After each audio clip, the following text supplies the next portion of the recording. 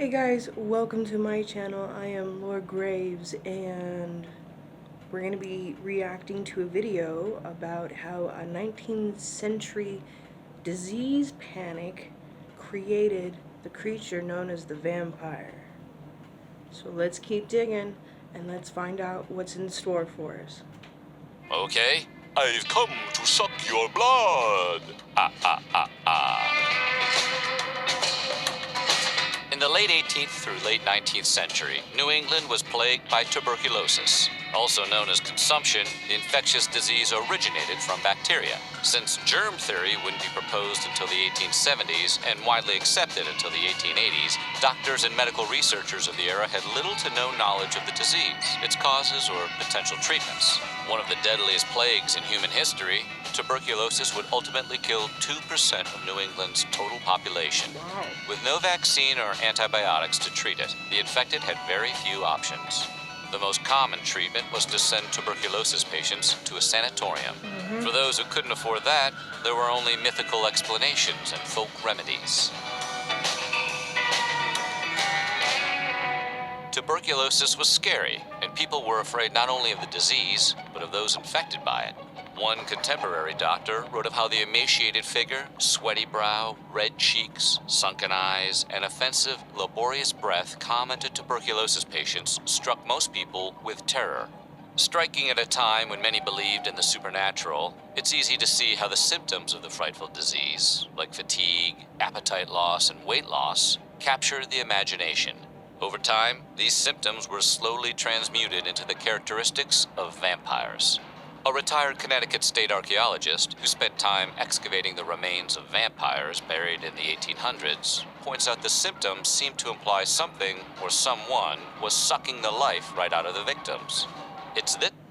So there's actually many diseases and health issues and superstitions that led people to believe that there are vampires. We can even look at some stuff in the world today and draw to a conclusion that it could be something supernatural. A lot of the fear that people were learning about tuberculosis was how highly contagious it was, especially since people tend to have a habit of coughing up blood, and you could, I don't want to say projectile blood, but that's a possibility. You could just be coughing so hard that you could burst a vessel on top of already coughing blood, and it could cause you to just, and then all of a sudden the person who's in front of you most likely has it now because you just coughed and spat blood into their face, which can get into their nose and their mouth, and they can inhale it and things like that. Let's continue. This line of reasoning that led people to believe vampires would suck the blood right from their victims. But that's not where the similarities stop. Other symptoms inspired different parts of the vampire mythos. For example, tuberculosis was known as the White Plague because its victims would often turn pale, just like the classic depictions of vampires.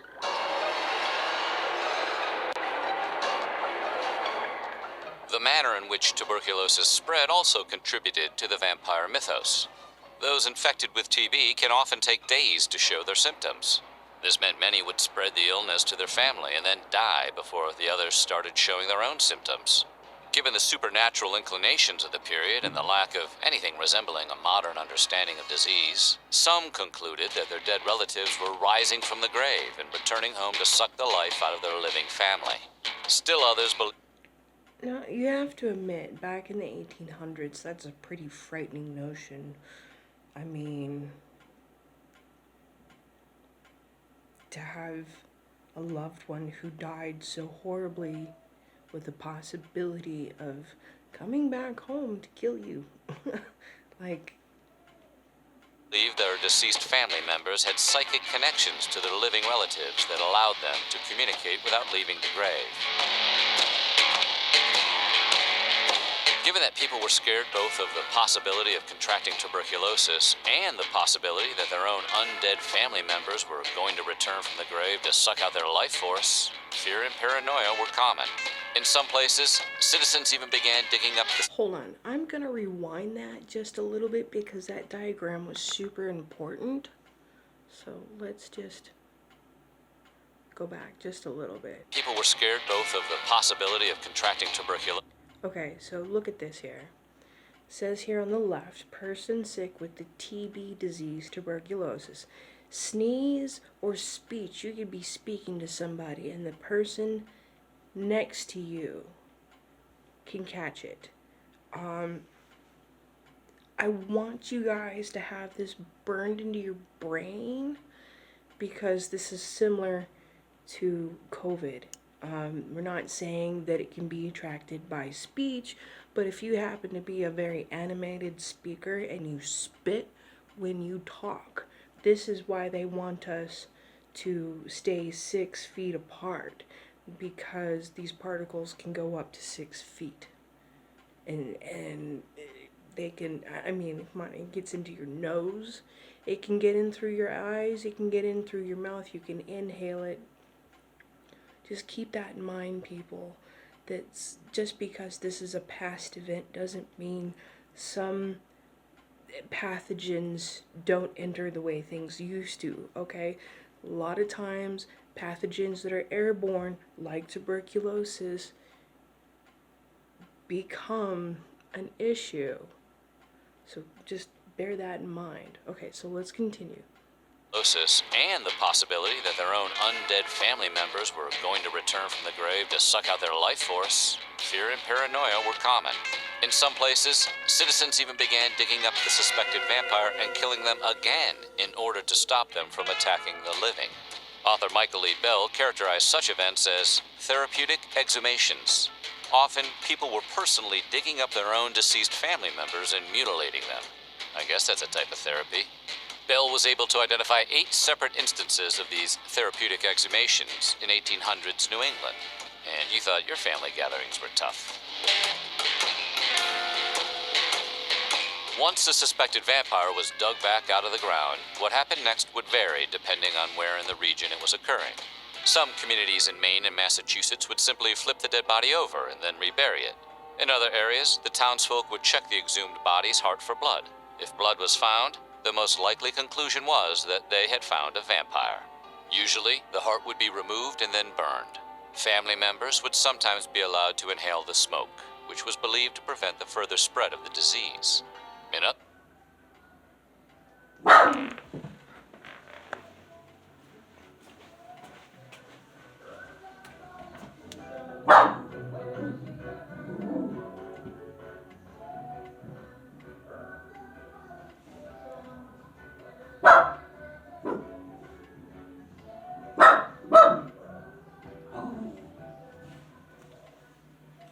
I don't know what the hell that was. You guys got a little bonus there. In other instances, the family members would eat the ashes. Very peaty. In one case, a 19-year-old from Exeter, Rhode Island, named Mercy Brown, succumbed to tuberculosis in 1892. Her sister and mother had already died of the same disease, but her brother Edwin had not. However, he quickly became sick.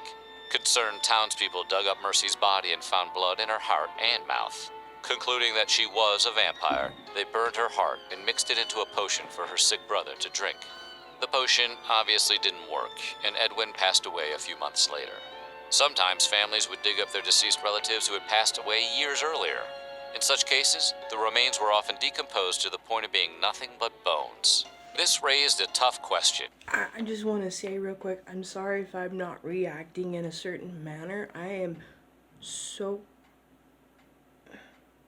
What the hell is going on out there? I'm so enthralled by this.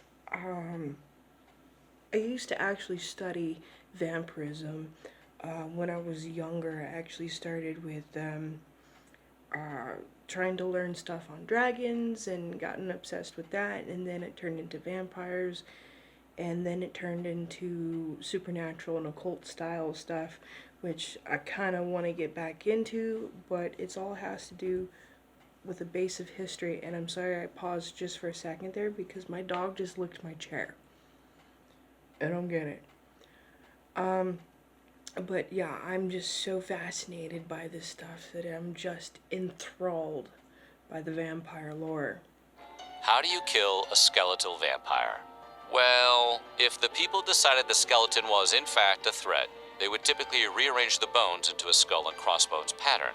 This, it was believed, would prevent the undead from rising and terrorizing the living. Over in Europe, they had their own way of doing things. Suspected bloodsuckers were dug up and then burned, rearranged, or had a stake driven through their heart. That last method eventually made its way into fiction, and today is probably the most well-known method of slaying vampires. That, or death by stereo.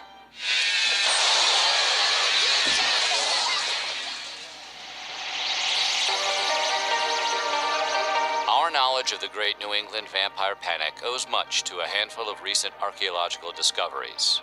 In the early 1990s, two boys in Griswold, Connecticut were playing when they stumbled upon a gravel pit that contained 27 graves. The bodies collectively belonged to two families that had both been ravaged by tuberculosis, the Rays and the Waltons. Turns out, during the 1850s, two sons of Henry and Lucy Ray, named Lemuel and Elisha, died of tuberculosis. In 1854, their third son, Henry Nelson, also contracted the disease. Contemporary newspaper accounts record that the family dug Lemuel and Elisha out of their graves, burned them, and then reburied them. Henry Nelson, it's believed, lived for years. Yet burning corpses wasn't the only method the people of Griswold used to deal with suspected vampires. In the same burial plot, archaeologists discovered a coffin with markings that identified it as holding the remains of a man named John Barber. Inside the coffin, the archaeologists found evidence that the man had died of tuberculosis. It was also discovered that 5 full years after being interred, Barber was dug up, had his head hacked from his spine, and his femurs rearranged into an X-shaped pattern. There was also evidence someone had tried to remove his heart. Wow. Wow.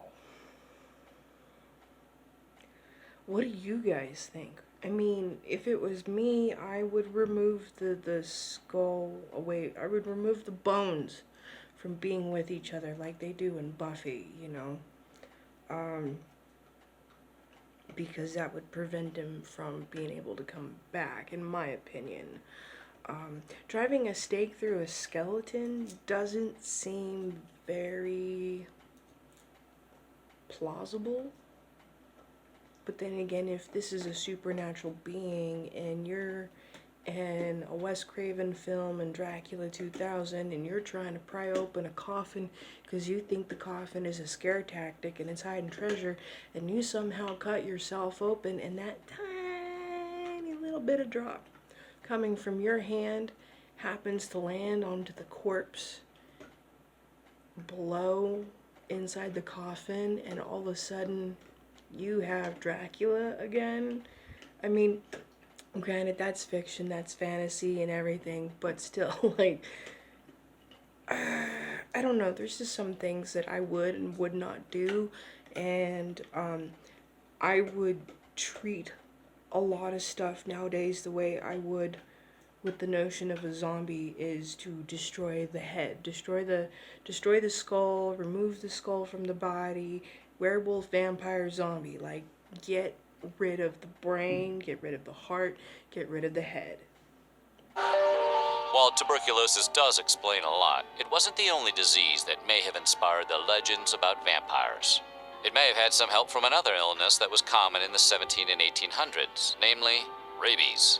It was Dr. Juan Gomez Alonso of Spain who in 1998 first made the connection between the folk monsters and this second disease, which was widespread in Europe. Dr. Gomez Alonso noted that a rabies outbreak that was known to have occurred in Hungary from 1721 to 1728 was quickly followed by a so-called vampire epidemic. Gomez Alonso pointed out that both rabid animals and people with rabies often bite each other, which in turn passes on the disease to the bite victim. The resemblance between this transmission and the way vampirism is believed to spread is pretty apparent. Rabies is also known to cause a hypersensitivity to sunlight and strong smells, like garlic. Even the idea that vampires don't cast a reflection in the mirror might owe its existence to rabies, since people were not considered rabid if they were able to stand the sight of themselves in a mirror. Based on these similarities, the doctor... The other, what's the word? The other superstition with the vampires not being able to see themselves in a mirror happens to do with the fact that they don't have a soul, and our souls are a reflection. That's just another theory. Concluded that some symptoms of rabies had made their way into vampire lore. The eroticizing of vampires in fiction goes at least as far back as Bram Stoker's 1897 novel, Dracula. The sexy vampire remains popular today, as anyone who's seen Twilight can tell you. However, even this might be attributable to a disease.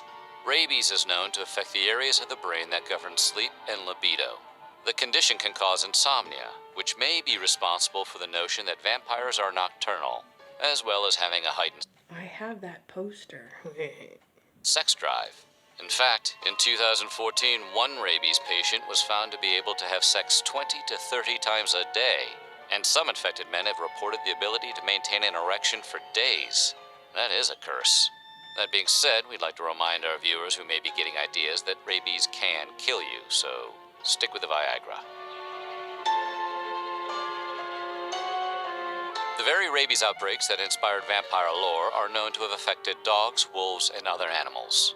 This is possibly the reason that many depictions of vampires include... In fact, right now on YouTube, I'm seeing a lot of videos of squirrels and raccoons and other things like that that happen to have rabies, and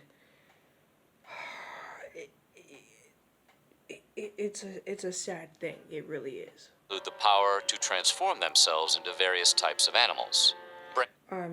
Real quick notion to the book Cujo by Stephen King. The reason why he's a rabid dog is because he gets bit by a bat who is carrying the disease, and then you have what happens to Cujo. Bram Stoker's Dracula, for example, could turn into a wolf or even a large dog. Dracula could also turn into a bat, but the connection between bats and vampires likely entered the mythos from a different source, since bats weren't known to Europeans until the early Renaissance and the discovery of the Americas. The fact is, because of their taste for blood, vampire bats were named after vampires and not, as many believe, the other way around. A quick fun fact here, vampire bats, unlike their fictional counterparts, do not actually suck blood from their victims. They just make an incision and then lick the blood up. That's good. In addition to rabies and tuberculosis, some believe that vampirism was inspired by a rare genetic disorder known as porphyria. Porphyria causes a breakdown in the body's production of heme, which is the red pigment in blood. The condition can also cause a hypersensitivity to light, which is, of course, a vampire trope. Additionally, porphyria can cause gum tissue to recede, which can give ordinary teeth the appearance of being fang-like. It's also believed by some that drinking blood might cure the symptoms of porphyria. However, many scientists have rejected this explanation on the basis that drinking blood would not alleviate porphyria, and that the disease was not nearly common enough to explain the widespread belief in vampires. The transitions in this are absolutely amazing. Bram Stoker was not the first author to write about vampires, but given the outsized influence of his novel, Dracula, he might as well have been. The book is responsible for codifying many of the vampire rules we still think of today. Despite this, Stoker's Dracula isn't as well known as one might think. When most picture Dracula, they see a suave, handsome aristocrat in a debonair cape. However, that image actually comes from the 1931 film adaptation starring Bela Lugosi. In Stoker's novel, Dracula is a withered and ugly old man, more like the villain in the 1922 silent film Nosferatu. Subsequent writers and filmmakers continued to reinvent the character and evolve the myth that surrounded him. Dracula continues to fascinate audiences to this very day, as does the very idea of vampirism. So what do you think? Who is your favorite So that's it for today, you guys. I hope you learned something new and interesting. And I have to finish getting ready for work. Today is Friday the 13th. So you guys keep on digging.